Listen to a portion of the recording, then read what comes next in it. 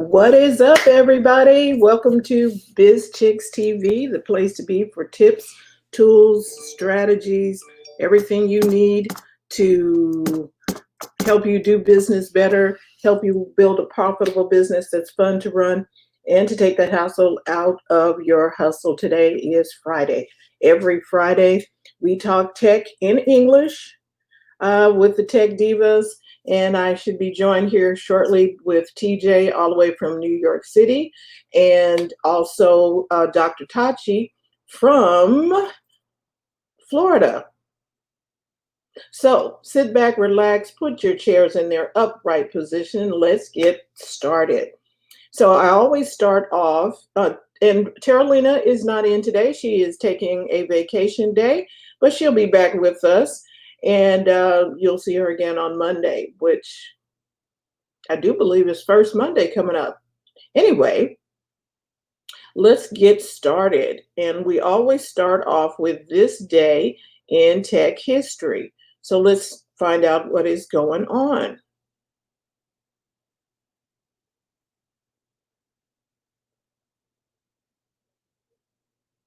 All right, my first story, I'm going to talk about Edison, October 21st, 1879.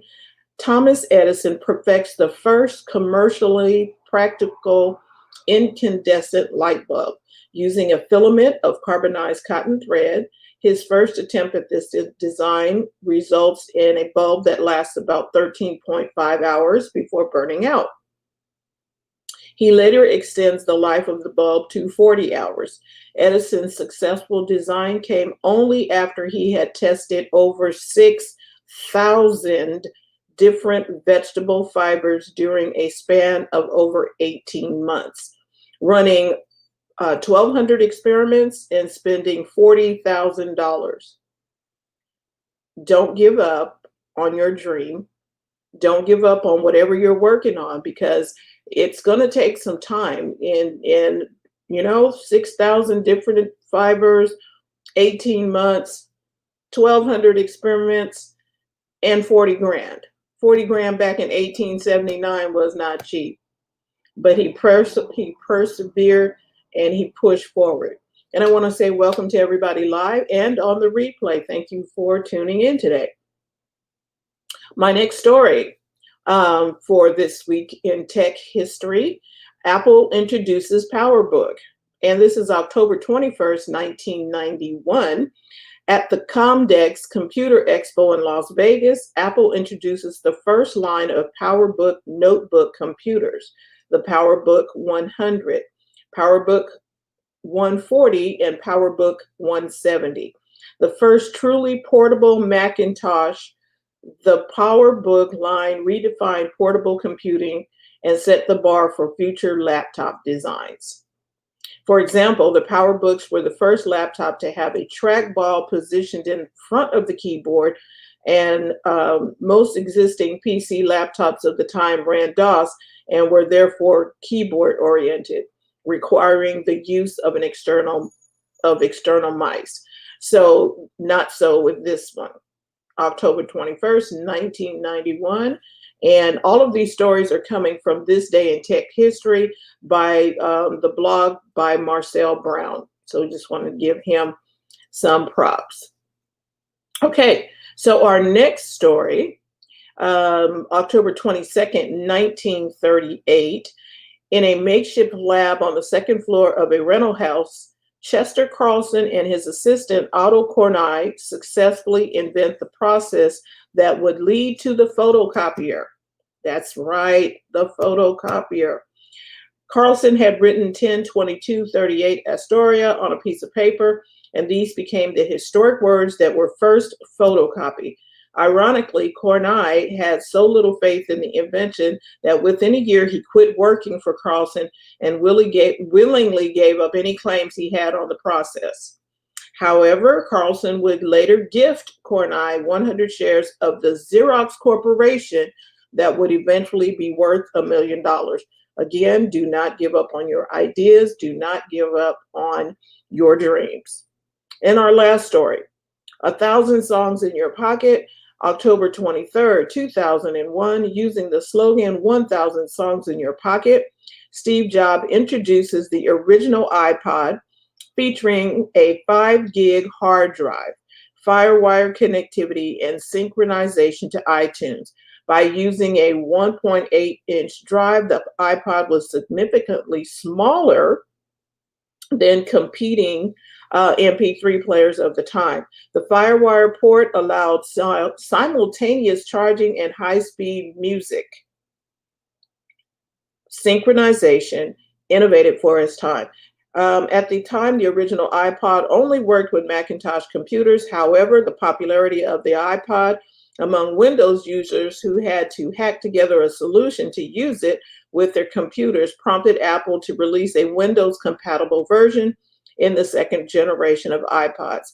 With the introduction of iTunes Music Store in June 2003, the runaway success of the iPod completely changed the landscape of the music and computer industry. And that is your week in tech history. So we are also having some stories come up around the world of tech. And let's see what we've got going on. There was a lot of little things that I saw, and I'm going to take a little moment to bring them up.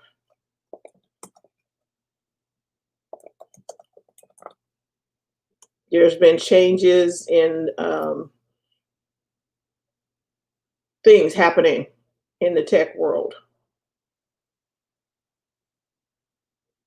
Instacart and Aldi are partnering to accept food stamps for grocery delivery. And Aldi, I do believe, is a store in the Midwest. Yeah,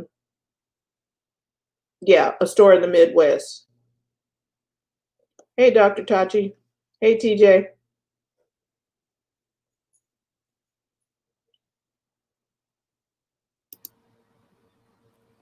Hey there. Hey. Okay, let me get us all together here.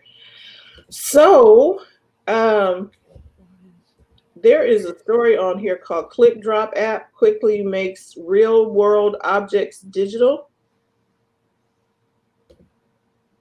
And it's available for $39.99 a year. It's a plugin, I guess it's for Adobe Photoshop. Anyway, ClickDrop, a new app that lets your phone's camera quickly grab objects from your environment and place them into desktop apps, is now available to try. It's a neat twist on the AR that makes the physical world digital. Instead of projecting digital images onto the world around you, promotional videos of the beta app show it being able to photograph everything from plants to TVs and then quickly import it into documents as cropped objects. ClickDrop plugin from Adobe Photoshop. Oh wow. Okay. And I'm like, okay, so you can clip something and put it. Let your phone's camera quickly grab objects from your environment and place them into desktop apps. And it's now available to try. It's Digny says the tool lets you import images and even text from books into a variety of software and websites, including Photoshop, Google Docs, PowerPoint, Figma, Canva, and Pitch. Of course, you can also just let the app use the app to grab, I think they have a typo here, to grab images of everyday objects around you to share as you normally would within iOS and Android. Wow. Okay. I'm just looking at stuff. Terry is out having fun. That's nice. Oh, yeah. She out having fun. Yeah. And so I read something today and I forgot to write it down. There's stuff happening all over. There's stuff happening everywhere. Oh, Um, our friend's Facebook. Your friend. Go ahead. Becoming a master of another something. You know the app Nextdoor? Yes. Oh, Facebook is coming out with their version of the local neighborhood. so do you all use Nextdoor? I I do. have it, but I just kind of So here's the thing to me with Nextdoor. Nextdoor is helpful because it's for those of you that don't know about it. It's separated your group together with us neighboring neighborhoods, and then your neighborhood is also there. So you could talk about, okay, somebody lost a cat. There's little crime things in the neighborhood, so that type of thing. And so it took me forever to join for this neighborhood, but I said, okay, let me do it. That is the absolute worst because it shows you how deplorable people are. Stuff that Nextdoor is not for, people do it. And all sorts of stupid comments and things come out on Nextdoor. And I started to leave, but I said, let me just hang out for a while longer. So translate that foolishness over to now a Facebook. Do we really need that? I'm just saying, I was, You're just a messenger. I get it. yeah, I was like, wow, because you do see some craziness on Nextdoor. I was like, you people ain't got nothing else to do? Nothing. Life? Useless lives. I was like, wow, okay. And then, they wanted you to advertise if your real estate, you can advertise to your neighbors and blah, blah, blah. And I was like, Yeah. Nextdoor is the MySpace of neighborhood apps, if there there's you such go. a thing. And Facebook is trying to get into that. I said, where? I meant to pin it so I could see it again, but I was like, why would you do that? Wow. Master of none. That's why they see that whenever there is an opportunity to get in where they think they can fit in, they try. But again, is that your niche? Is that something? Yeah, money can be made, but do you always have to do that simply because it makes you money? Oh, you can make money, but can you do it well? Who am I? Okay. It was just, I thought I'd leave that before it just went from my mind. I was like, why would you do this? We need my buttons back where they were so that I can find stuff. Like I'm trying to notify the group that we're on, and I'm like, there is no share button, and like, okay. Wow. Absolutely. I agree. It's like, okay, Facebook, I need to get to whatever I'm supposed to be getting to, and I can't even change. You know how you can go in and change it to yourself so that you can do a share? I can't even get to myself to do the share. Okay. Interesting. It used to allow you to the broadcast while it was on that I could share this out to this group or share it to these people. I can't see that anymore. Wow. Mm-hmm. I was like, okay. I was like, fine, I'll figure it out. Do they have, I don't know if any of you all know, do they have like some kind of tour or whatever to, maybe I just never paid attention, to help you navigate the new Facebook? I guess, can you go over to the help and ask? I guess. You probably can, but knowing that the average person may not, I'm wondering, like, because when they change things on certain apps, they have a little pop-up that gives you a tour. Yeah, this is what's new. This is what's new, and then you swipe through. Right, and it gives you some inkling of what to do next, and then they say for further help, go here. Yeah. Apparently, that's too much like right. Never mind. Forget I said anything. I'm just. That would make too much sense, but to do that. So I'm going to have to figure out how to do because anyway, you all can continue on with whoever wants to say something. I know we're in Facebook land right now, but I'm like, whoa, okay. Wow. I'm just wanting to tell people we are here. And I'm like, why can't I do this? If you won't be able to share on iPad, you have to copy the link and then go to your profile and post it. Are you using On an iPad. iPad? I'm typing down here on the iPad. I'm watching you here, but Right. I'm on the iPad. No, but then because Carolina asked us earlier, so there's no share when you're on the iPad and you want to share this live broadcast. There's no share, but there's no share to post button. You have to copy the link and then go to your profile and actually create a post. There's no shortcut for that on the iPad. Strange. Not strange. Not for them. Facebook. Anyway, I put it over there. Let me Yeah. see, because I had to go out. And it's just the iPad that you can't from the Facebook app. There is no share directly to your profile. You have to copy the link and go over and create a post.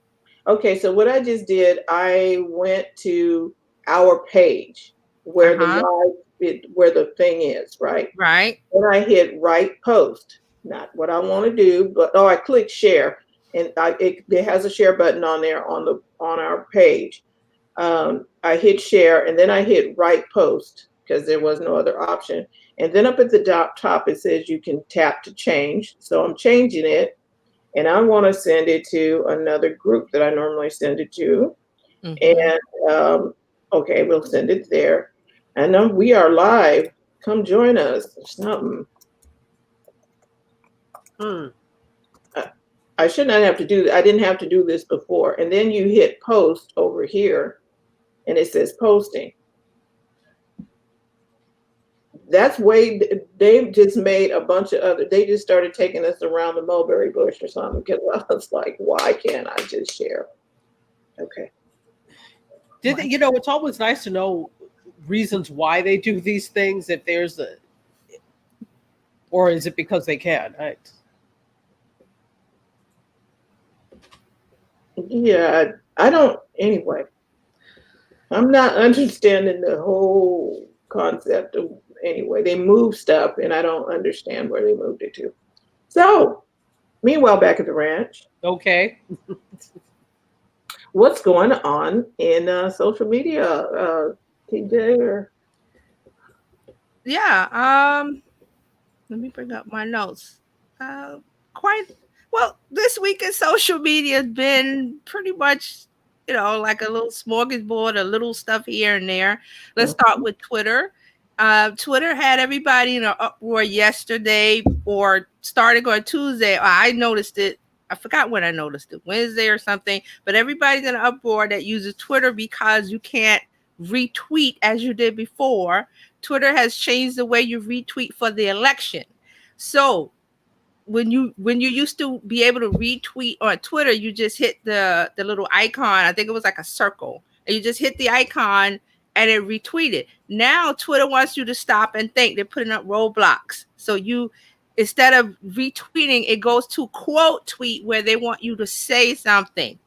And so the little cursor is there blinking, and people are going like, well, what is this? What is this? I don't want to say anything. So people started typing in periods or whatever and hitting the retweet. And I was like, you don't have to do anything. Just hit the retweet. So Twitter has thrown everybody for a loop. It's temporary until after the election, they say, because they want you to take a moment to think about what you're retweeting.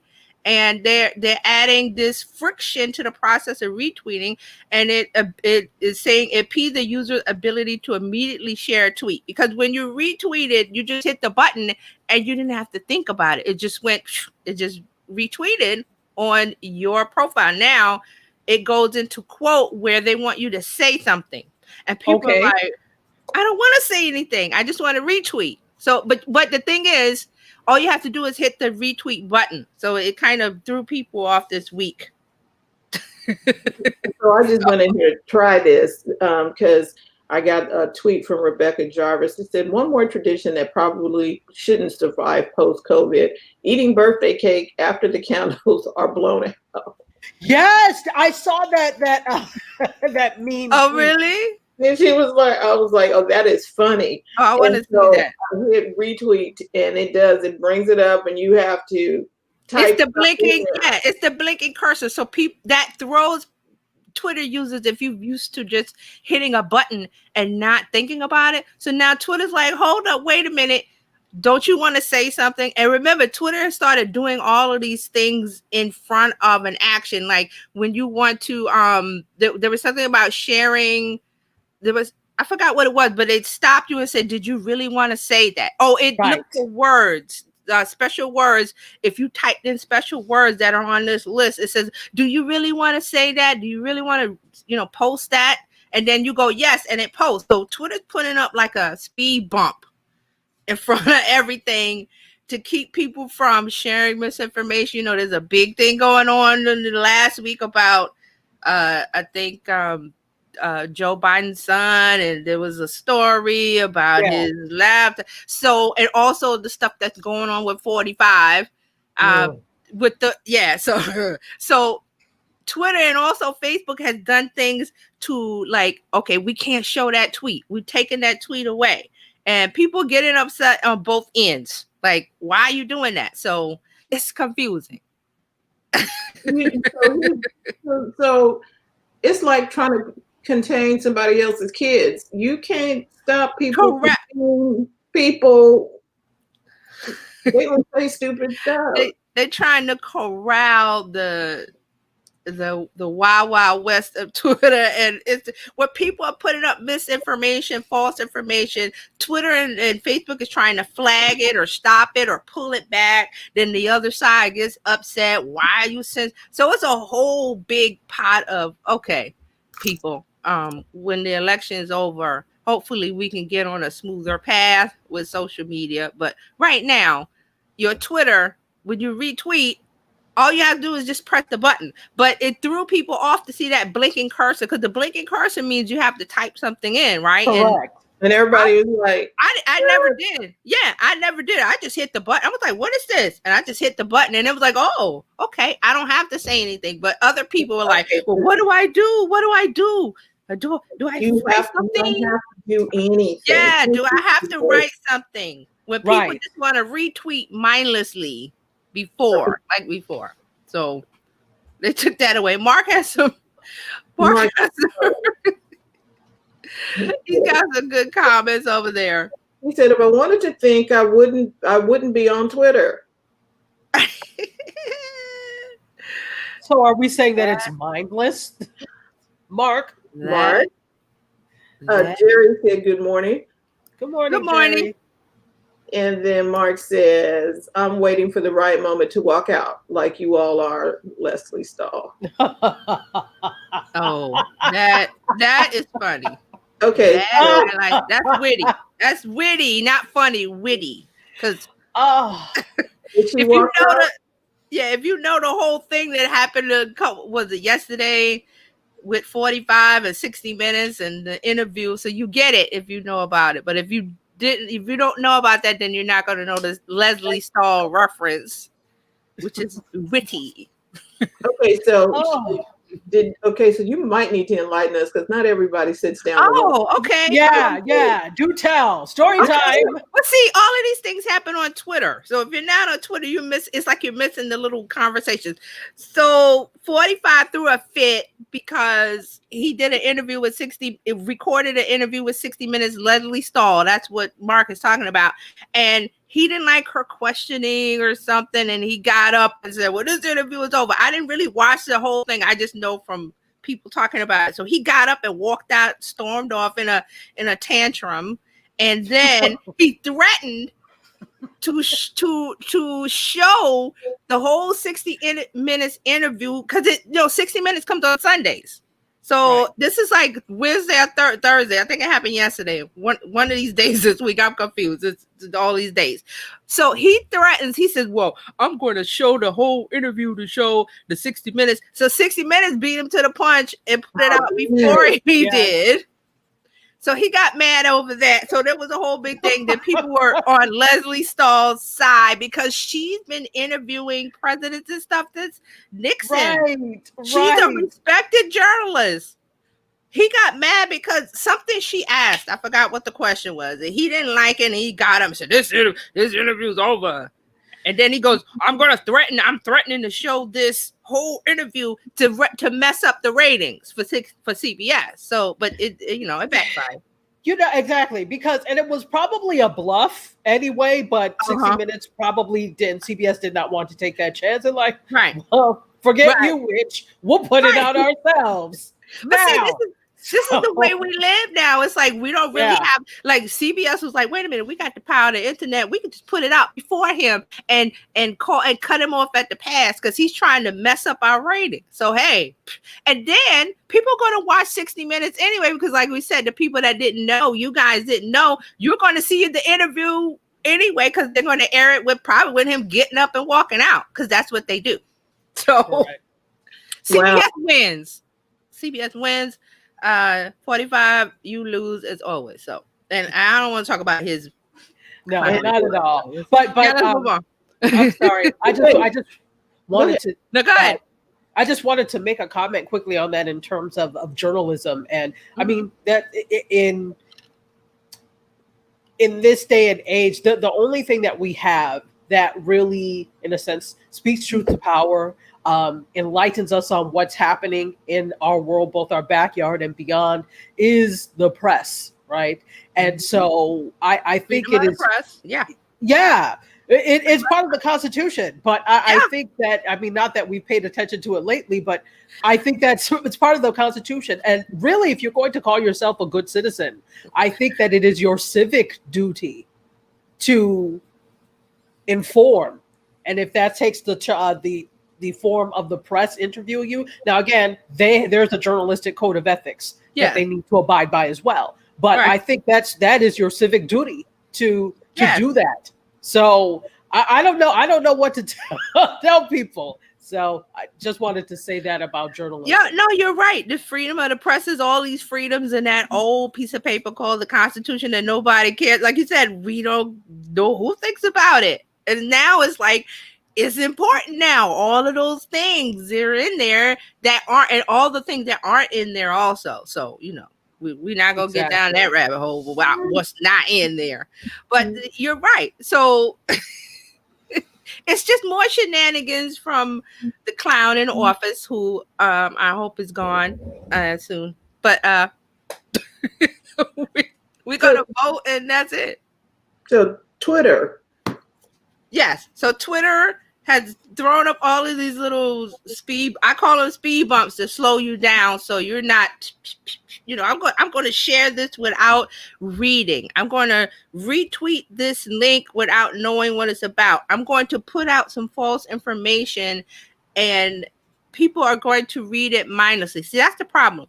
People are reading, not just Twitter, it's everywhere on the internet. It's like false information appearing as real and no one's taking their time. Take a second to tap the link and read the article. I don't want to share that. But see, no one wants to take the time to read, to look at things and to think. They want to take their brain out and put it down and let somebody else think for them. And that's not the way we need to be running things. And this is what got us into this boiling pot of mess that we're in now, because people didn't want to think for themselves. Absolutely. So here we are in this mess. And people are just, So I'm like, hey, I'm calm, I'm cool. I'm going to do what I'm going to do. And I'm going to ignore that person. I'm going to ignore that person and take what I want and read it and go, let me investigate this. That's what you need to do. Well, and speaking of that, because I know we're supposed to vote and everything, and I said, okay. I sat down, and I'm like, and they give you my ballot comes to me. I got mine too. So I sat down, and I'm looking through the official ballot thing to find out where I'm going to go vote, where, because they changed my location. And I was like, oh, I'm glad I looked at this because I would have been driving over to where I normally would have went. See, those are the shenanigans that are happening everywhere. Right. Exactly. So, but our official county thing said, here are where all of your polling places where you can drop off your ballot, because they Right. got ahead of that. They got a bunch of places where you can go drop, and these are all official because it's in the book. Right. Okay. And then I'm reading through, which I always do. I want to know where this person stands on issues that are important to me. Now, the Right. presidential thing, I was like, whatever for all of y'all. I'm going to be over here. So I went and I looked at the different candidates that are running for assembly and blah, blah, blah, find out where they stand, the local, what are they called? The initiatives or whatever. Are they going to do this, rezone that, blah, blah, blah. And I read through them. It is tedious and it is like boring as all get out. Yeah. But we're glad you did.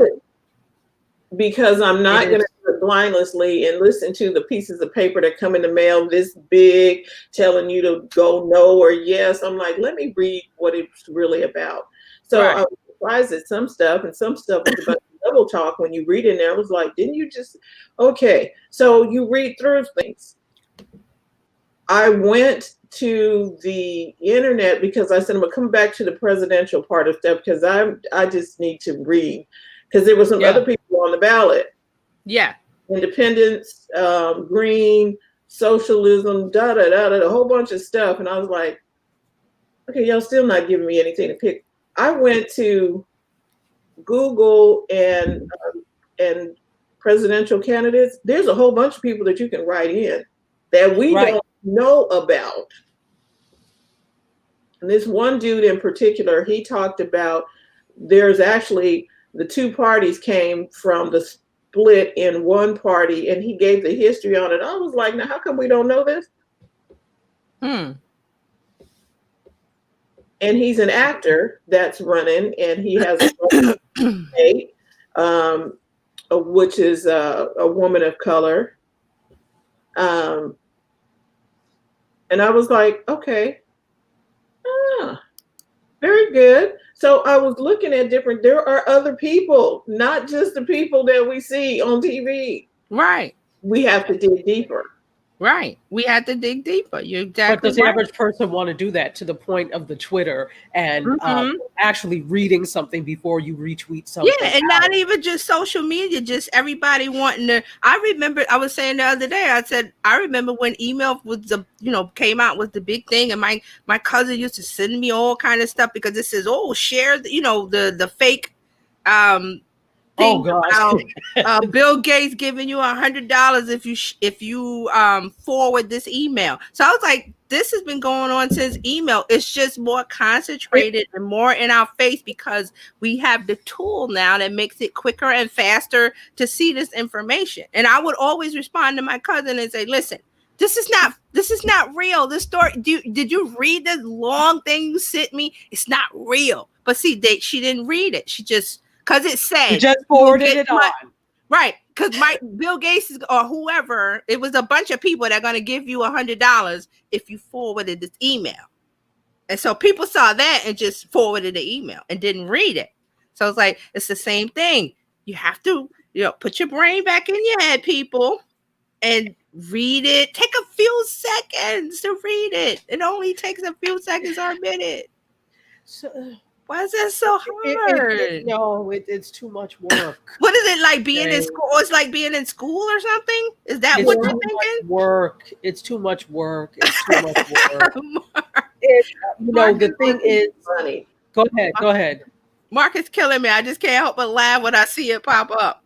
He said, I received my ballot, voted, and walked up to the polling place and put it in the drop box. My email arrived confirming the receipt. Right. Awesome. And I was laughing at the other one. Right. He said, I'm still waiting on my inheritance from that kind deceased Nigerian parents. Oh, well. Email. You're going to be waiting for a long time. Right. And see, that goes back to email when the scams were going. It's the same thing, people. Instead of the email, now it's online. And people are getting scammed more and more. But you have to stop and say, wait a minute. This might not be real.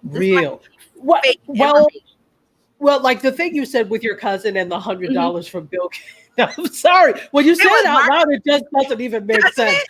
But it's like, did I hear myself? Let me not send this to her. But you know, just like that thing, the whole reason that these types of scams work is greed. Yes. So Getting that's not something for saying, nothing. exactly. That's not saying that every single person that responds to those types of things is greedy. Some Right. may be needy. Some may think, Yes. you know what the heck. But it speaks to the emotion of I want emotion. something. Yeah. I mean, for a case in point, there's this thing that was going around that became real popular for a while. I guess you guys know about the concept, especially you being in New York and being around a lot of Caribbean people, of susu in Yes, I Africa. participated in. Yeah, I used to. Right. Yeah, But in Africa, we call it comes from African, like in Igbo, we call it esusu. So it's the same thing. Right. So you participated in that. A lot of Yeah. Caribbean people do it. But what had popped up is a newfangled type of susu. Oh, really? Oh yeah, did you not hear about this? No, I didn't hear about the new one. Do tell. Okay.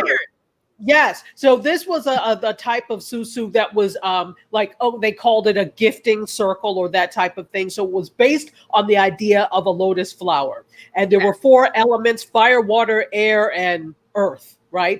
So you started at fire or something like that in the on the outskirts. So it was contingent upon you to bring in 2 other people underneath you, and each of you. So they had different prices. Some were 500, some were 1,000, some were.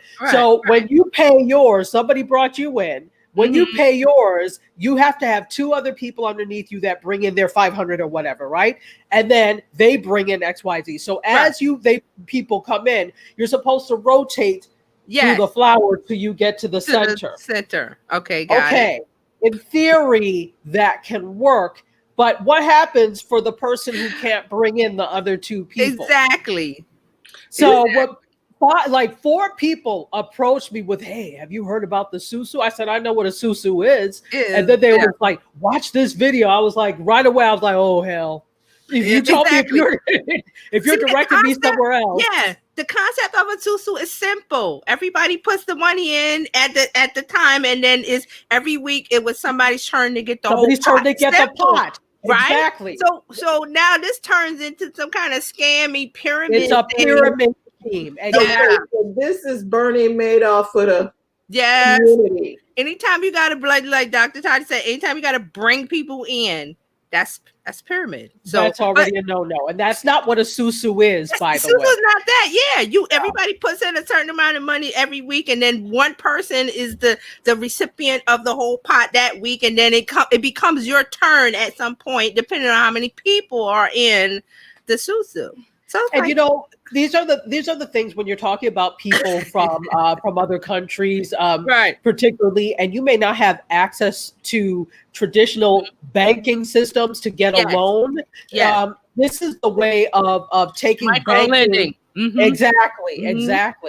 So, and then, you know, everybody gives, and then it's somebody else's turn to put in the pot. It's actually really nice. But when you turn it into this scammy thing, it felt good, right? It felt good to get that big pot. Well, it's like, oh, when it's my turn, I was like, oh, yeah. But then when, you know, every other week is not your turn, you're putting in. But it was fun. I mean, I don't understand why I do understand. Like you said, read and turn in something that was like a micro lending community, because you're all friends. I did mine at the job. It's like everybody did it at work. And it was like, okay, everybody comes to work. So it's not like a scammy thing. This, I would be like, as soon as they said, well, bring 2 people. No. The big thing is for the $500 ones, it's supposed to be a cycle of 4 weeks. And so they were like, in 4 weeks, you get, $4,000. Okay. So that right there is the catalyst for, I could use $4,000 for a $500 investment. Here it is. Yeah, but see, it was simple the way it was. Mark said, "I love a good pyramid scheme." And see, the susu wasn't pyramid. Yeah. It was more like Dr. Taji said. It was more micro lending in your community. Like I said, my job did it. It was like a bunch of people, and when we got the pot, when it was your turn, it was like, ooh. you got a But- nice but- chunk of change. What they did was turn it into a Bernie Madoff situation. Yes. A Yeah. Ponzi Yeah. scheme. Yeah, And giving Susu a bad name. right. Absolutely. But Yeah. they want to connect it with something that is good and something that is ancient. Yeah. And so, Why there are people who yeah. have lost money through it. But the point of giving that Yeah. story was greed. Right. Greed or need, right? So Yeah. some people need that, and so they're like, okay, I can spare this 100 or 500 excuse me, Right. for 4 times the amount the next time. Right. But- And see, that grouping thing situation of Susu depends. Like I said, it's a group of people that like them, Yeah. like where they are. This other thing sounds like, well, I don't know that person that you're Right. bringing in. They might disappear. Hey, Probably exactly. did. Yeah. So beware. All right, so I got a couple more. Let's. Sorry, go ahead. No, it's okay. No, I love when we go off like that because people learn things. We learn this stuff. That's what I'm saying, because I never knew. Now, Yeah. I was born in New York, but I never heard. I Well, didn't. see, grow like up that, there. Taji said it came. It's from Caribbean country, immigrants Caribbean and came over. African countries. Right? Because I work. And my family is from Jamaica, Cuba, and all of that. But I Oh. never learned it because I grew up, and I never grew up there. You understand? I never. Yes, if you were here, you would know because someone in your community or work. Like I said, I got it through work because I worked with a lot of people that were living in Queens and stuff in Caribbean background heritage. So that's how I got introduced to it. But if you were here, you would know. I was like, hey, Susu, yeah, I know what that is. Yeah, that was a good thing. Good No one times. probably knows what it is. I'll have to Good ask them. times. It's like getting being a leprechaun, getting a little pot of gold every week. When it was your turn, it was like, wow. Okay, good times. Let me stop reminiscing. All right, so we're going to talk about Snapchat. We haven't talked about Snapchat in a while. Now, Snapchat is launching something called First Person. It's the first Snap original series shot on Snapchat Spectacles. Remember the spectacles? Oh, the glasses. Oh, yes. So this it's called a First Person. This is it's going to premiere this Saturday, and it's produced by journalist Youssef Omar. He's been wearing the Snapchat spectacles every day of my life since 2016. So they took his you take video through the glasses, and they've also included other people in 140 countries that they've used not the Snapchat spectacles, but they've used Snapchat for video. So they cut all of that into the series. So now I got a little trailer here I want to show you. Now, be warned, this thing is going like really quick. It's going to go really fast because that's what Gen Z likes, quick, fast video. So, but I'm looking at the thing going, wait a minute. You gotta slow it down. All right, let me share this. Okay. All right, can you all see that? Mm-hmm. We can. Okay, so it's First Person Trailer Snap Originals. Our climate is running out of time. I'm Yusuf Omar. I'm a wearable journalist. We tell stories with Snapchat spectacles through the eyes of extraordinary young people creating positive change as they fight to protect our planet. I've been to war zones, but this battle is different. We're looking at how toilet robots urine or eating trash can save the planet. You're watching First Person. Oh, I like that. Yeah, Interesting. I like that. But see how fast I'll put the link in there. I'll try to put the link in everyone to see it. But it was going really fast for me. I was like, I'm used to quick video. That thing was just. Oh, let me see. I got something going on here. There we go. Yeah, I like it because he's doing his own little show, First Person. He kind of reminds me of what's the dude Attenborough when he was doing all of the going all over the world. Yes, the British dude that did the nature stuff right all over, and so I can see him. And then it's the different people who are doing. I like the take on it. from the Okay. glasses. Yeah, it's good, right? So let me clarify something. I said something about 140 countries. That's something else Omar does. He does something called hashtag out stories. It's a program that he's trained over 10,000 people in 140 countries to use their mobile phones. So that's something else he's working on. But this Snapchat first person, they did give people spectacles in 6 countries to document their work fighting climate change. Okay, so with this first person, he did 6 countries. It was everybody wearing Snapchat spectacles, but he has another program where he did 10,000 people in 140 countries. So this Omar, what's his name? Yusuf Omar. Oh, he's Yusuf doing- Umar, yeah. Yeah, so he's producing this. So this is from Snapchat. I thought that was like really, really cute. First Mhm. person, they're trying to tie their remember when spectacles came out was such a big thing? Was it 2016? It's been such a long time. Yeah, man. And is anybody using spect? I haven't seen it. I mean, I Okay, kind of died off. I don't Well, even know if the generation that uses Snapchat is using the spectacles. Right. No, because you're talking about that was like $300 for something Mhm. that you could only really integrate with Snap.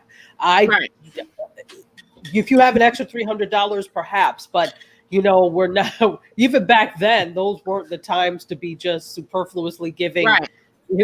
For tech that was one It dimensional. was an attention getter for Snapchat, and a couple people bought them. I know Brian Fanzo had them, and he was, it was like, yeah, it's cool. And then it wore off. So I guess now they're trying to tie it into, filmmaking and getting it into production and getting, into climate change. So we'll see. I'll check it out.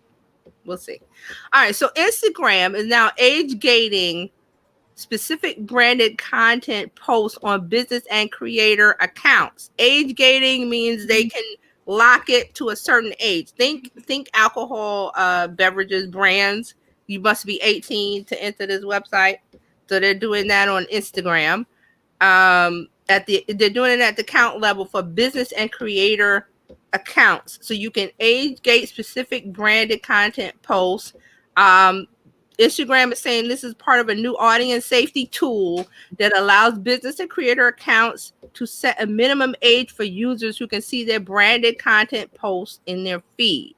So they can set a default minimum age, a minimum age for specific countries, or a combination of both options. What do you think of that? That's really interesting. Well, because they're trying to keep the people because Hennessy and other alcohol. Right, the brands, the alcohol brands, they need that. Right, because the 13-year-old, 13 to 18-year-olds don't need to be. And that's a big group of chunk of users on Instagram. Right. Exactly. So it's a good thing. I think they really should do it. Yeah. So it's available to business and creator. You have a creator account, so it's there. Now, also Instagram is. Remember, I think we talked about this in May. They were testing out something called fan badges for live videos. So what it is that they're expanding that test. So when you do a live, your fans can pay you to get a badge as a way to support the creators that they like. So the levels are heart badges, and they start at 99 cents for 1 heart, $1.99 for 2 hearts, $4.99 for 3 hearts. And viewers can only buy 1 badge during a live video. And once they buy it, the badges appear next to the person's name in the live. So how in the Instagram live you get to see the comments of people. So if they bought a badge, it would be next to, I think, the end of their comment. It would show like the heart badge. So this is a way for creators to shout out their fans. This is a way for you to support your favorite creator by giving them, money, and you get a little heart and you get to stand out. Okay, and Good so stuff. the person that created it can change that heart into cash. No. What it is that if you do an Instagram live, people come onto the Instagram live, your fans, your followers, if they want to support you, it's like YouTube with the super chat. When you go live on YouTube, you can give people money and it shows up in the chat that you gave $4.99 or 99 cents. So this is a way Yeah. for you to say, I support you because you're doing whatever on Instagram Live. Here's a heart. Here's a donation. I get a heart. I'm in the comments, and people get to see that I gave, and it has a heart stand out. And it's like, you know how Facebook has the top fans, and you could set. But if I pay to give them a heart or something, they don't get the money? That's a good question. I'm like, I don't see anything about. I guess they get the money. I mean, it just says they get heart badges. Use as a virtual tipping mechanism. Doing the let's see. Okay, Instagram isn't taking a revenue share, so all the money goes to the creator. So if you buy, so say if you do you're doing an Instagram Live today, and I come on and I pay 99 cents. I can only do that once doing your live, and you get the 99 cents. Or the $1.99 or the $4.99. Now, if you come on tomorrow and you do another Instagram Live, I come on, I can do another 99 cents, and you get it. The creator gets it. The creator of the Instagram Live. Instagram isn't taking a cut yet. Oh, they're gonna take a cut. They will later. They will. Just like when it's coming. Super chat. You do a super chat on YouTube. The person doing a YouTube Live doesn't get all of the money. Some of the money goes to YouTube because they're providing the platform. So Instagram is saying, well, we want you to buy badges, and the creator of the Instagram Live is going to somehow encourage you to give the badge because they get all the money now. But at some point, Instagram is going to say, well, it's a 60-40 split or whatever the split. Because Instagram has to get paid. This like ByteDance, where this someone I know, they had a friend, and she would do these things. This was before ByteDance became TikTok. They were paying her. It was called Musical.ly. That's what it was. Yeah, it was called Musical.ly. Yeah, it used to be called Musical.ly. Yep. Right. And she was getting paid a lot of money. Right. Her videos was generating a lot of money. And I think this is where Instagram is trying to go with that. Yeah, they're trying to do this. So if you're used to going live on YouTube and getting a super chat from the live chat, this is the same thing as just on Instagram. And you can only do it once. In the YouTube super chat, you can give as many times as you like. And there's a split between the person doing the live, their channel, and YouTube. I don't know what the split is, but the creator gets a little bit more than YouTube. So in this case, Instagram is saying, create an Instagram Live and you get all of the money now. But at some point, we're going to turn that off and say this is the split between the creator and Instagram. So there was someone I know who said, hey, I saw somebody on Facebook and they got paid for hearts. They got paid when the people gave hearts. And I was like, Facebook has something called stars. Facebook Live has something called stars, which is similar to this. So if you do a live, and I haven't seen it. I haven't seen the option. I think you might have to go through the producer. Stars? What's that? Yeah. I think you have to go through Facebook Live producer on Facebook, on the platform. If you're using an encoder like this, I think you have to do it live natively. Oh, natively live. Natively. Can't be on nobody or mobile. Because when you do a live on Facebook through the app or the desktop, there's a whole setup Facebook Live produces where you can ask questions and polls and put all that other stuff. But see, we're using a third party, so we don't get to see that interface. I mean, we could right now, if you go on the desktop frame, you may be able to open Facebook and go to because there's an option to see the details if you're the broadcast admin. I saw it. I don't know where you find it after you go live, but before we go live, there's a post. And then at the bottom, if you created the post on Facebook, it says edit your admin broadcast details. And then it goes to Facebook Live producer. I don't know how we get there after it's live, but if you want to take a chance and look, because there's polls there's questions. There's the event, Facebook event when you want to sell, the Facebook shopping, all of that is there. Yeah, I've seen that part of it. Yeah. And the challenge becomes now if the person is doing live stream, that means you're going straight to Facebook and you're not, you can't send it out to your other Right. channels. See, that's the deal. And remember, all these apps and platforms want you to stay. Facebook wants you to stay on Facebook. Instagram wants you to stay on Instagram. They don't really endorse or push these third-party encoder platforms that we're using. No. So that's an option. And like I said, I don't know how we get to it after we go live on StreamYard. I'm interested to look at it. But see, we got a bunch of stuff going on. So it's like, okay, now I got to remember to open Facebook and go to the live producer and put this poll in and put this question in. And I'm like, wait a minute. That's a lot. So give us a minute. All right. So one more thing with Instagram. Instagram is expanding the IGTV ads test. This is another thing that started in May with a little test of, okay, they're trying to put ads in to let the creator of, you know, the video get some ad revenue, just like YouTube. These two things they're trying to copy YouTube. So they're letting you put in ads, and the ads initially appear when people click to watch IGTV videos on your profile from the preview in the feed. Because see, when you do an IGTV video, you can put a little 30-second or 60-second snippet. Yeah, a little 30-second trailer. Right. It says keep watching or something like that, and you tap it. That goes to IGTV, and then you can put an ad in there to make some money. Again, they're not taking they're not giving you a fee. They're letting you get 100% of the cut, but that's going to change pretty soon. Okay. So that's it. That's my week in social media wrap-up review.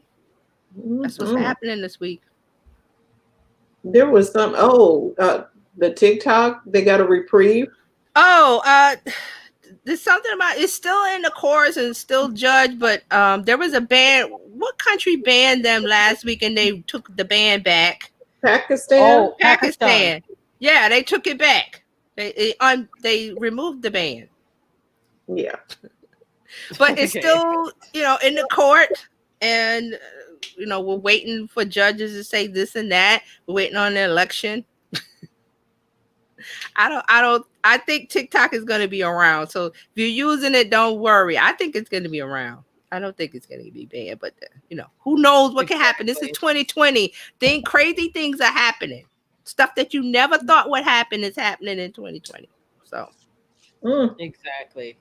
The opposite is happening. It's Bizarro World. If you watch Seinfeld's Bizarro World, yes, the opposite. It's weirdo, man. Weird. Okay, Dr. Tachi. Okay, so as you know, this week there's been a lot of things going on this week. The Adobe Max conference happened this week. I didn't get a chance to watch any of that. I want to see if I can do it on demand because I've been so busy at the NAB show, which started this week and goes through the 29th. So it's a 10-day conference, and it's I had given a code because Panasonic had contacted me and was like, we have a code for you to give to your readers and your followers. Oh, no problem. Yeah, I was like, yes, thank you. Yeah, I signed up. So I'll put it in. I'll put it in the thing that we put it in the chat. Yeah, chat. I forgot to put it, but Panasonic, and you can watch. The good thing is that once you register for the marketplace, it gives you access to the marketplace. You get some access to sessions and. As well. Now I also have a press pass, so I, have a little bit more. Right, you got more, But it's still a great thing because you get to see all the demos of the new products. Also, a lot of really great. I've attended so many great sessions, and it really, I'm like, this is the future. I do love going to a good trade show. I like being there in person. I like being able to do things, but I'm not mad at this at all. And so I would definitely do this. And the good thing about this is once you register for that marketplace pass, you also get access. These things are going to be on demand and they'll be up on the NAB New York site for 30 days. So even if you can't do it all now, register, and then you can go back and watch the things that you want to watch. I love when the summits do that, when they let you a 30-day or a 15-day. Yeah, because people can't watch everything. So I was like, there was a bunch of stuff I wanted to see. So I'm glad to hear that. Yeah. So Yeah. just, go ahead and register. And so thank you, Panasonic, for Yeah, thank for you, sending that Panasonic. to me. Thank you. It's really because you don't know how to act when you don't get anything normally. I'm like, what? You First don't of all, I'm get like, what they anything. contacted me for? I was like, me? But Why? But But you know what you said about doing the in-person, the in-person events and then doing the virtual. I think we're going to move forward from this. It's going to be in-person and virtual. The virtual will bring more people because they may not be able to go to wherever the event is. That's what I'm loving about it.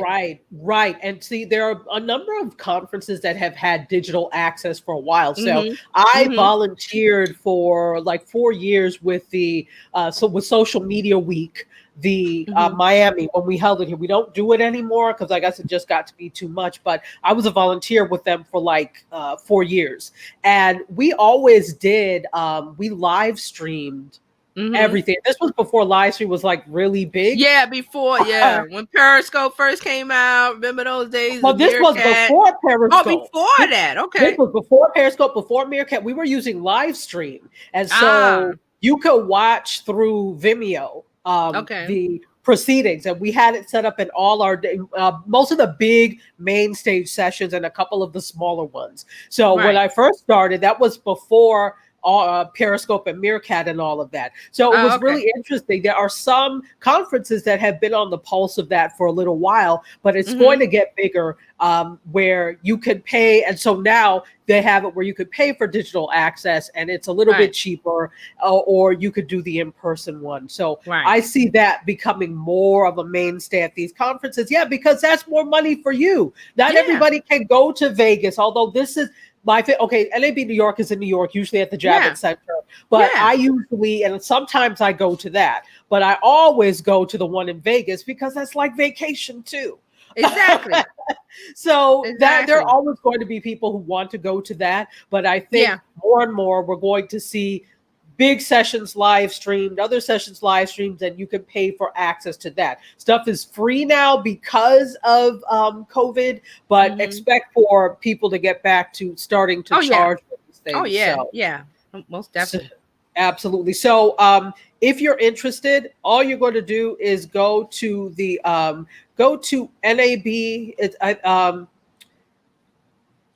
NAB, I think it's NAB show.org or .com.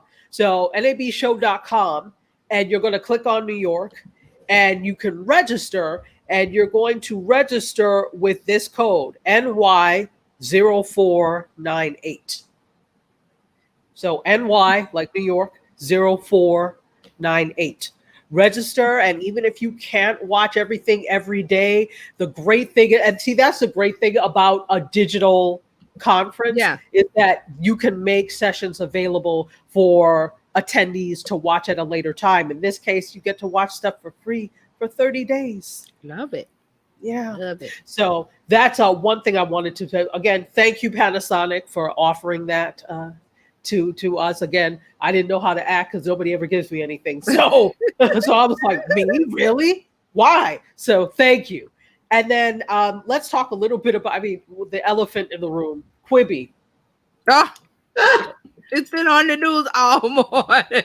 Nobody gave a damn about Quibi before. We heard about Quibi when it was debuting because it debuted, or they had a big commercial during the Super Bowl that it was coming April 4th of this year, right? So that was the big thing. It should have been perfect timing for them because you're debuting during a pandemic. Gold, that is gold. You've got a captive audience who has nothing to do but watch you all day as they stay inside. Something did not resonate with the audiences, and I'll get back to that in a moment. Jeff Katzenberg, I'm talking to you. Meg, I'm talking to you, and I apologize. I can't remember your last name, but it is confirmed. Go ahead. Sharpison, Stevenson? No. Meg, is it Meg Whitman? Yes. Whitman, that's who it is. Whitman. So right. She, they are the two founders of Quibi, and so Quibi is expected to shut down on or about December 1st of this year. according to a new post on their customer service page. So, yeah. But the funny thing is, like, I have Quibi. Yeah. I don't pay for it, but I have it because I did the 90-day free trial. But I still get notifications, and so I was still saying, "Hey, coming new." I was like, "Are we still playing this game, Quibi? Let's tell the truth here.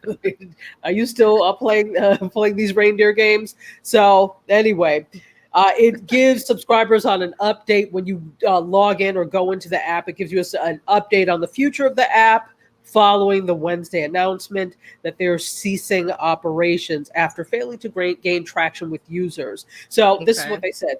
Quibi was a big idea, and there was no one who wanted to make a success of it more than we did. This is according to Jeff Katzenberg and Meg Whitman. Our failure was not for lack of trying. We've considered and exhausted every option available to us, including they were looking for a buyer. Remember a few weeks ago, I talked about the fact that Quibi was looking for a buyer, but I guess nobody wanted to do this. The thing is, they did have a couple of good things that came out of it. They got a couple of Emmy-nominated Emmy-nominated and Emmy-winning shows. Hashtag Free Ray Sean with Lawrence Fishburne won an Emmy, and Dummy, which was a dumb show, and Most Dangerous Game, based off of the book, the short story, Most Dangerous Game.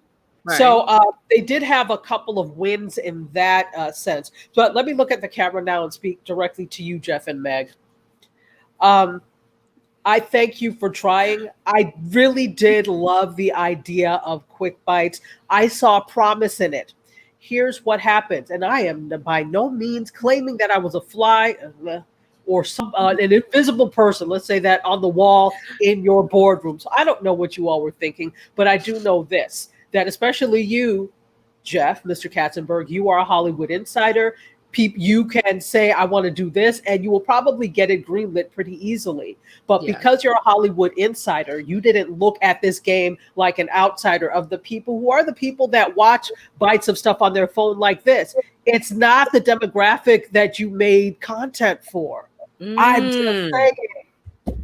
just saying that was problematic. And I hope you know this by now. I think you know this by now. It was ambitious, but what you were trying to do was to take Hollywood as it was, traditional linear television and movie industry, and put it in a TikTok, Instagram, Snapchat box. It's not the same. And YouTube. It's not the same. It's not the same. So I feel bad when things fail. I really do want people to win. I always say that, even though it seems like I don't. I always do. No, you're right. The streaming services live and die by content, and it has to be the right content for the right audience. and this simply was not. Nope. I mean, excuse me. Sorry. I don't know why I'm so dry this morning. And then also Jeffrey Katzenberg, you can't rely on, like you said, about his Hollywood background and his knowledge. That ain't way we living right now, Jeffrey Katzenberg. That ain't way we living. We living in a TikTok world where these jerseys, they want quick stuff, You see what Snapchat is doing? That's what you should have did. Okay, sorry. Also, I've been saying you should have gotten a couple of big influencers to do some content, not this is Hollywood and we're going to make it fit in the little. No one cares. Nobody wants to watch Chrissy Teigen judge whether or not a goat belongs to this person on Chrissy's court. What does she know from law anyway? She's not a judge. Let me tell you, if you want Chrissy Teigen content, she does it for free on her Twitter and her Instagram. Bye now. Why would I pay? But that just shows you are missing the mark. You weren't listening to your audience. You want to get, if you want that TikTok audience, it's not just about the platform. It's about the content. Yep. And you just didn't have it. I would have been approached, and I love YouTube. I am addicted. Sometimes I watch YouTube more than regular TV. I do. I watch more YouTube than anything. Really? Well, because of the podcast, I also watch an awful lot of other things. But if you look, I would have Jeff and Meg. Let me tell you what I would have done. Forget all these other people. You tried to have some beauty, but we don't know them. But we know Jackie Aina. Okay? You should have been all up in Jackie Aina's DMs being like, we love you. We need you. Come on to come over. on our platform Yeah. and do a beauty show. Yep. We don't know about some. You know how many YouTubers are famous for their clothing hauls? Yep. You should have gotten a Monroe Steele. You should have got these people that have hundreds of thousands of followers. You know, in some cases, Oh, but millions. see, Not YouTube is beneath Mr. Jeffrey Katzenberg. YouTube is beneath Mr. Hollywood. I've been in Hollywood, and then you up here, Jeffrey. We are here. The average person is here with content they want, like Dr. Tati just said. YouTube is what people want. You needed to have met us where we were. So yeah, I'm a big Hollywood person. I'm a big linear television person, but I'm also a techie, which also means I'm really into new media. There needs to be an intersection of both. Now, I'm not saying don't go after Hollywood's finest to do these things. Certainly, but that should have been a small fraction, just like on YouTube. These people are a small fraction. YouTube is YouTube because it's about you. What you made it is about us. The thing with YouTube, if you watch one video about a topic, YouTube is going to say, "Oh, you watched this one video. Do you want more the same content?" And you go, "Yes, please." Algorithms. I'm sorry. So I'm very sorry to you all. It didn't have to be this way, Quibi. It didn't have to be this way. Look, I had such hope for them. I really did, because I love the idea of it. But in the back of my head, whenever something is wrong and not right, like I really honestly do have a sixth sense. So if I come upon someone that's not right, something goes off like right here. Yeah, seriously. So if I feel that I'm like, you might want to avoid this person. And I was reading an article about Quibi. They want to blame the COVID, the pandemic. And no. That you're not gonna put it on COVID, because COVID should have helped. COVID should have helped. Other streamers were experiencing record numbers in terms of downloads and view time because of COVID, because nobody could go anywhere else. And you can't say, well, we debuted. This was so I'm sorry. I can't accept that as an excuse. All the stars were aligned, literally and figuratively, for you to do well. You had $2 billion in startup money. Who has that? Wow. And the people who don't have $2 billion in startup are doing well. Yes. I think they just misread the audience. At the end of the day, all of this is about the audience, and you just misread the audience. And again, I don't want to get too down on them. I know, I mean, I do, but I don't, because I know this must be really hard. And next time, this should be a hard lesson for you guys, Meg and Jeff. This is a good lesson. This is a good lesson for them. Good lesson. Yeah.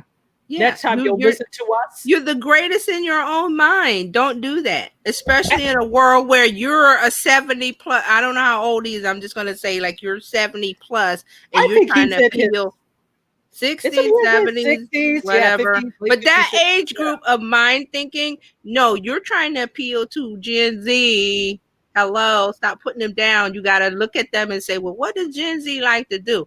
Oh, they should have asked the grandchildren what would be a good show to put on. Exactly. Yes. They could have done. There are a number of things they could have done. They should have gone. They had their own focus group. They had their own built-in focus group. Well, exactly. And then here's the thing that they could have done as well. I know you guys have probably been to Vegas, and I go every year. And the hotel that I usually stay at is the Flamingo, because I love it. But I stay on the redone side, not the old side.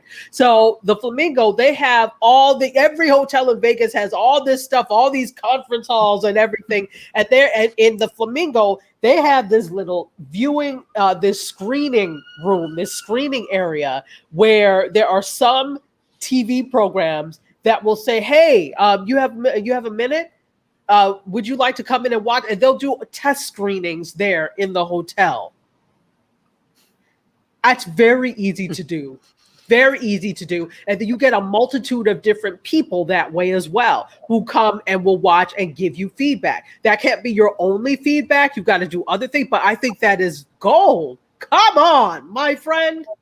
Anyway, I'm sorry to you. Sorry for your loss, Yeah. Jeff So Katzenberg. I'm gonna say one last thing. I'm gonna say Instagram said their live creators saw a 70% increase in video views from February to March 2020. So you cannot blame it on the pandemic.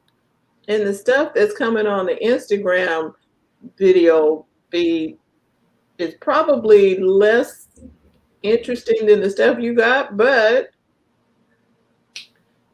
Well, let's look at it. And this is actually my last story. So let's look at it. If we're talking about, I am a CQ member and a CQ fan, Club Quarantine with D Nice on Instagram. Me too. So I'm always there. And the whole thing is, this has given him such visibility. I mean, obviously he already had some level of fame, but the fact that he got on and did this, and that he continues to, every time he gets on, there's a minimum of 4,000 people on Instagram every time he gets on to DJ, if it's during the week. That really says something. So one thing that has happened is he's gotten more notoriety. That's since the pandemic. Didn't he do the Emmy? Did he do the Emmy Emmy show? Yeah. Yes, he did. Yes, he did. And he actually, I was looking at, the Streamies. YouTube does awards called the Streamies, and they just had the nominations. He's on there? Yes. Okay. For Instagram, for his Club Quarantine on Instagram. That's all you have to do. I mentioned Jackie Aina. She's on there for her YouTube. Tabitha Brown, who was a vegan and a personality, she's on there for her TikTok. So the stream is looking. So all you had to do is look at all of these places that people are popular, and that's all you had to do. It was built up. You didn't even have to do a whole lot of work. Nope. That money that you paid to all, like the Chrissy Teigens and the Titus, I can't remember his Burgesses and all of these people. Could have got like 100 YouTube, Instagram influencers and been off to the races. Because all of those people, they could have poached them from Instagram. Yes. Put them over there.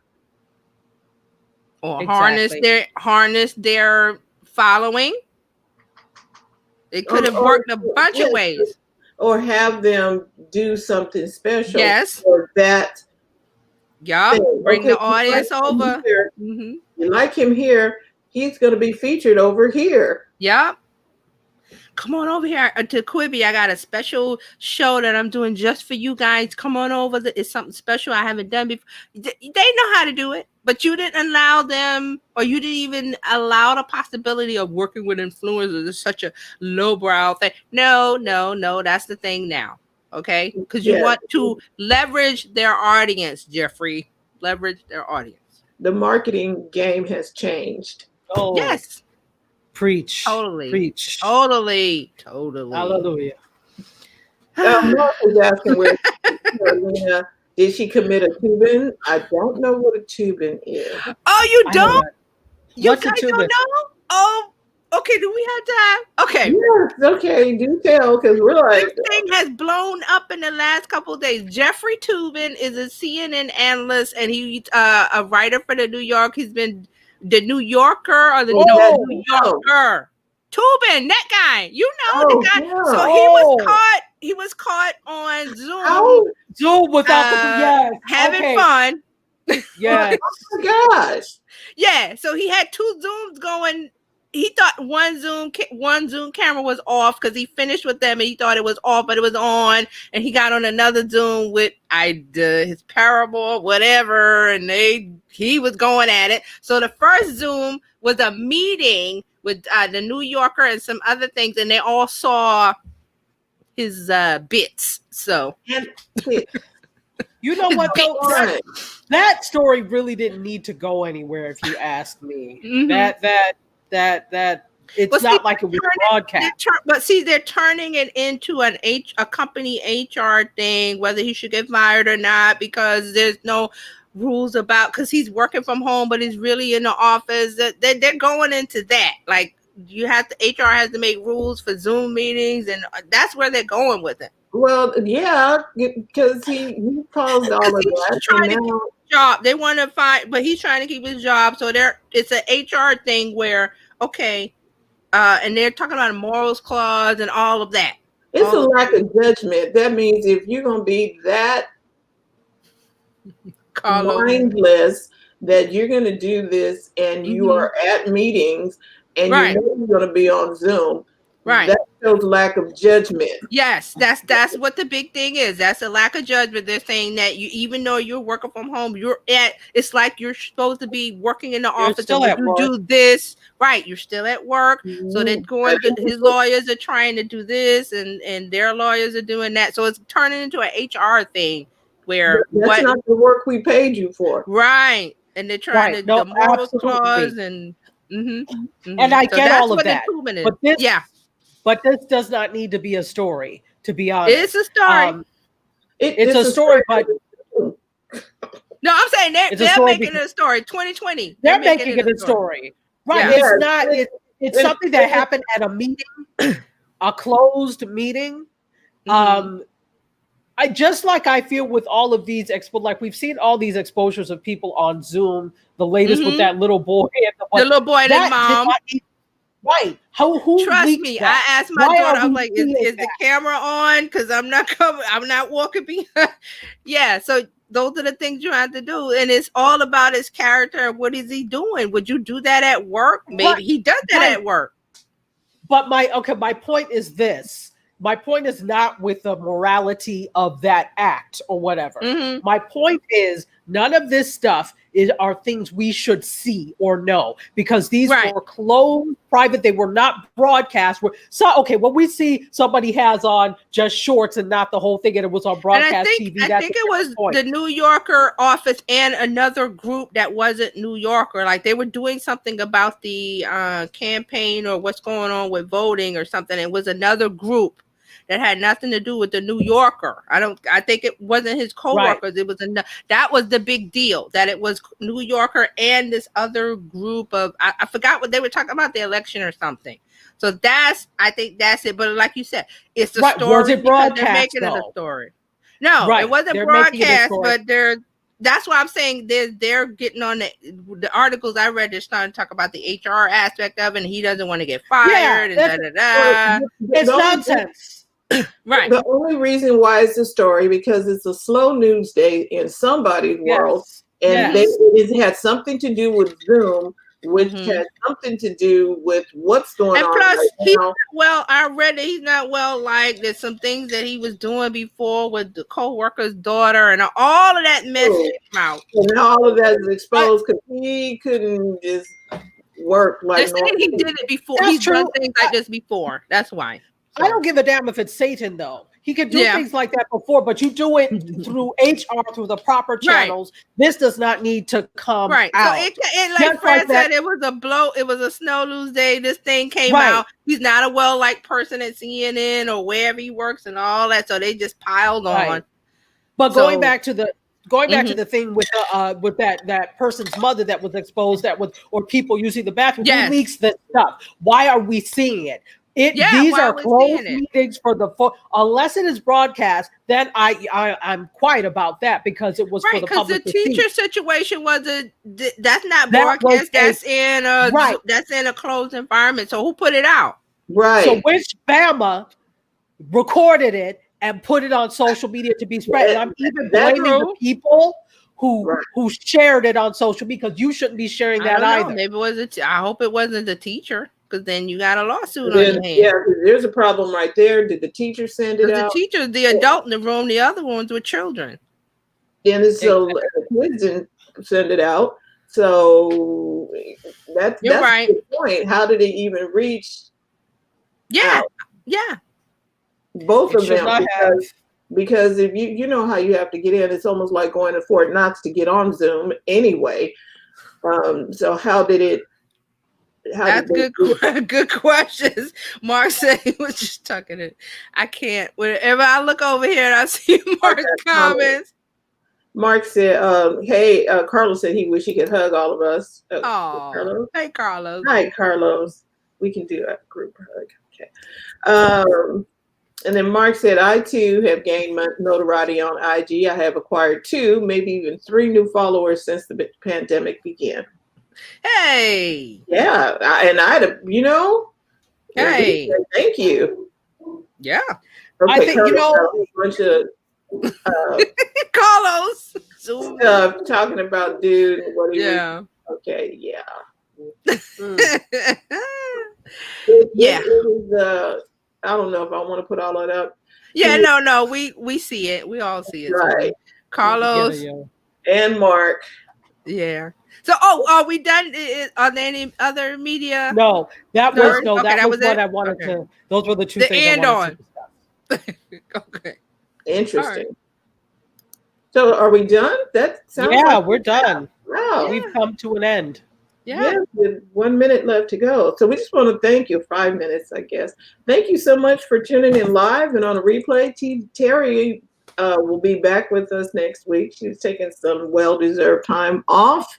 Yeah. And TJ's coming back on Tuesday talking digital media, social media, digital marketing, keeping us all on point so we know how to navigate Twitter. There was one guy, Jeff Akoff, he asked his daughter about the top 3. She's 17, the top 3 places she's on. Oh, okay. And she said Instagram, TikTok, and Pinterest. Pinterest is, hey. I was like, oh. Pinterest will have you wasting all your time because there's just so much on there. You'll fall in. That's why I have to limit how much I'm on there. I really have to limit. If you get on Pinterest, you're there because it's just wow. Oh, that's interesting. That's her top 3. Yeah, that was her top 3, and I was like, wow. She didn't say Snap. She didn't say Snap, and she didn't say. She said, "What is the least favorite of her age group?" Remember, she said Facebook. Of course,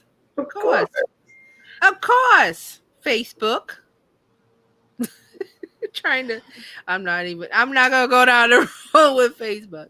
Right, Facebook is just different. So anyway, you can learn about that and more when you tune in with TJ on Tuesday, right here at 8 a.m. Dr. Tachi has her show on Wednesdays. Give us more detail about that because we need to tune in. Absolutely. I'm there every Wednesday. She is Media Scoper extraordinaire. She is part of the council. I'm part of the family. You are. So I do a show called Media Scope, as they said, which is all about media tech and pop culture news with lots of fun and foolishness mixed in. We do it every Wednesday at 6 p.m. Eastern, 3 p.m. Pacific on Periscope, Facebook Live, LinkedIn Live, and WJMSradio.com if you happen to not be able to watch and you just need to listen. But I also, as many times as I can, I do a pre-show at 5:00 on Instagram where I kind of tease the story. So if you can't join at 6:00, join me at 5-ish and we'll talk then. And then you can also get some tech tips or actually media tips for doing your live and some other stuff. I've been seeing her out on TikTok and little tidbits here and there. So you might want to follow Dr. Tachi. Just saying. Please do. Yes.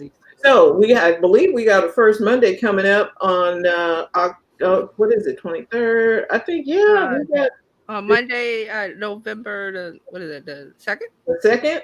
Yeah. So it's first Monday, and we'll be back here talking something about something to get your business off the ground, to help you do business better, fun to run, take the hassle out of your hustle. And we are bringing in some great guests, and Dr. Tachi might be with us. Somebody's going to come and share something that's going to help you do better. Just saying. Absolutely. And then you can other people that are doing things. We normally would be at Seasons 52 at a restaurant, but because of the change, we're online live. It's at 4 p.m. We're only going to be here an hour. And come learn, share, because you've got something that our people need to hear. So we welcome you back. Thank you for watching live and on the replay. If you want to join Biz Chicks, it's join Biz. Just text Biz to 33777. And you need to come on and check us out. And then Carlos says, I recommend that if you want to organize your business, Notion is the jam. Notion? Check that out. Notion. All right. All right, Carlos, thank you. Mark and Jerry and everybody watching live on the replay, we really appreciate you. Always remember to go to the front of your own line, and we'll see you Monday. Bye-bye. Bye, everybody.